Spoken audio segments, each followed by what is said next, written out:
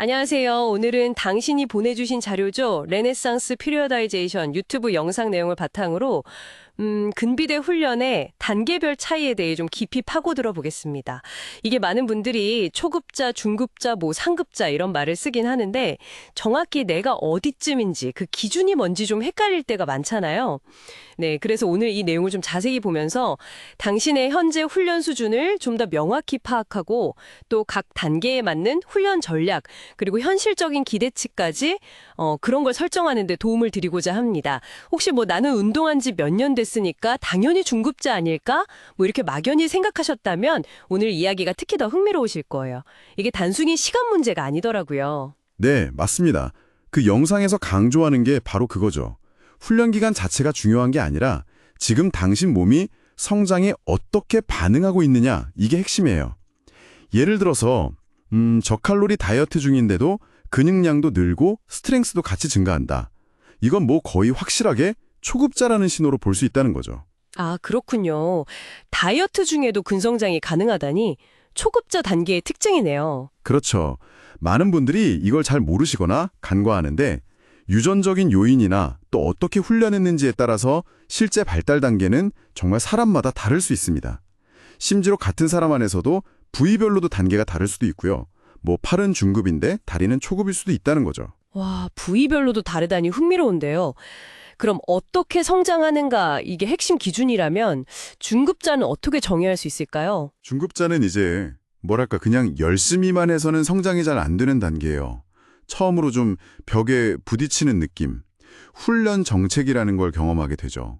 이때부터는 이제 훈련 볼륨이나 강도, 피로 관리 같은 걸 좀 생각하고 계획을 세워야 꾸준한 성장이 가능해집니다.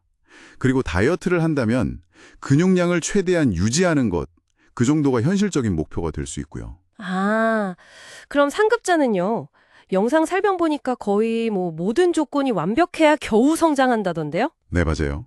상급자는 진짜 훈련, 영양, 수면, 스트레스 관리까지 모든 퍼즐 조각이 정말 거의 완벽하게 맞아야지만 아주 조금씩, 정말 조금씩 성장하는 단계입니다. 그래서 영상에서는 이걸 약간 심각한 질병에 걸린 상태에 비유하기도 해요.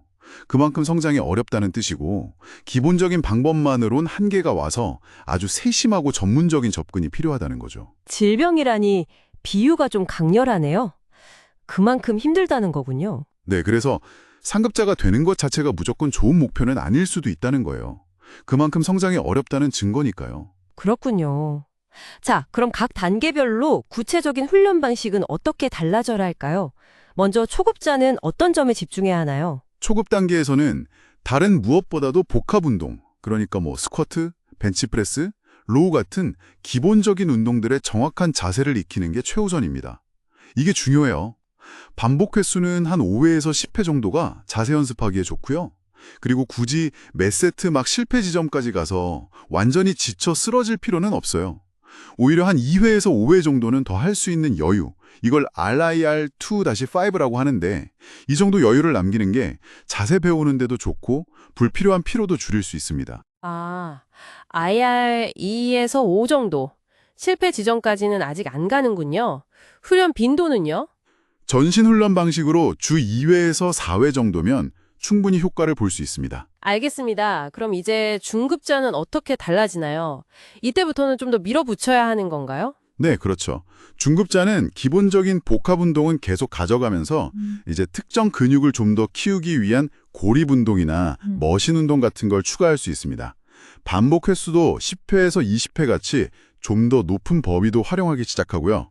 그리고 중요한 건 이제 세트 안에서 정말 더 이상 반복할 수 없는 지점, 그러니까 RIR 0에서 1 정도, 거의 실패 지점 가까이까지 밀어붙이는 경험을 해봐야 해요.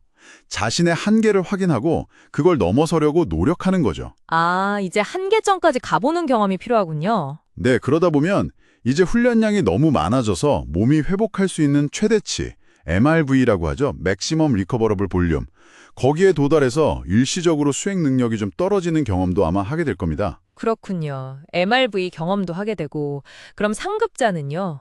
정말 극한으로 가야 하나요? 상급자는 단순히 무거운 걸 드는 걸 넘어서서 목표 근육의 움직임이랑 수축을 정말 의식적으로 느끼고 집중하는 능력, 그 마인드 머슬 커넥션이 아주 중요해집니다. 그리고 또 중요한 게 같은 피로도를 느끼면서도 근육 성장 자극을 가장 크게 주는 운동, 이걸 자극 대비 피로도 비율, SFR이라고 하는데 이 SFR이 좋은 운동을 찾아내는 게 중요해요. SFR, 자극 대비 피로도 비율이요.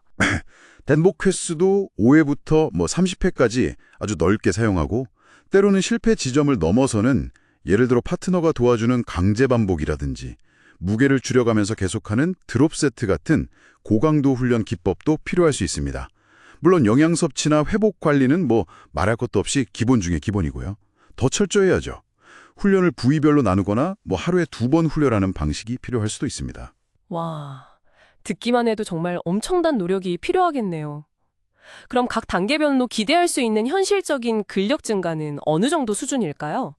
초급 때처럼 계속 쭉쭉 강해질 수는 없을 텐데요. 맞습니다. 이게 또 중요한 포인트인데 현실적인 기대치를 아는 게 중요해요. 좌절하지 않으려면요. 보통 복합 운동에서 5회에서 10회 반복할 수 있는 무게 기준으로 봤을 때 초급자는 한 달에 한 5파운드에서 10파운드, 그러니까 1년에 60에서 120파운드 정도 무게를 늘릴 수 있다면요. 중급자는 그 속도가 둔화돼서 월 2에서 5파운드, 연간으로는 25에서 60파운드 정도로 줄어듭니다. 아, 확실히 느려지네요. 그럼 상급자는요? 상급자는 정말 월 1에서 2파운드, 1년에 10에서 25파운드 정도만 늘어도 이건 대단한 성공이라고 봐야 합니다. 아, 1년에 10파운드? 네.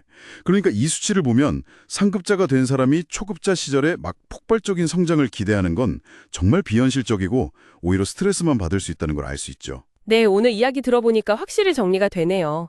결국 훈련 단계라는 건 단순히 운동 경력이 아니라 내 몸이 성장에 어떻게 반응하느냐, 이걸로 정의되고 단계마다 필요한 전략이나 현실적인 기대치가 완전히 다르다는 것.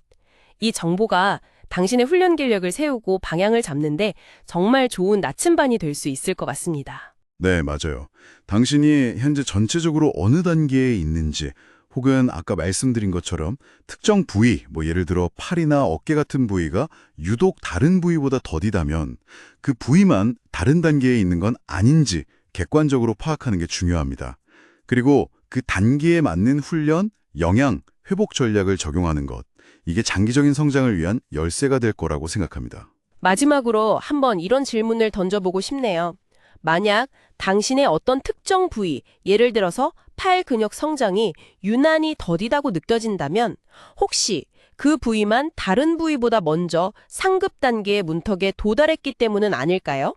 그렇다면 그 부위에는 다른 부위와는 좀 다른, 더 세심하고 특화된 접근법이 필요할지도 모릅니다.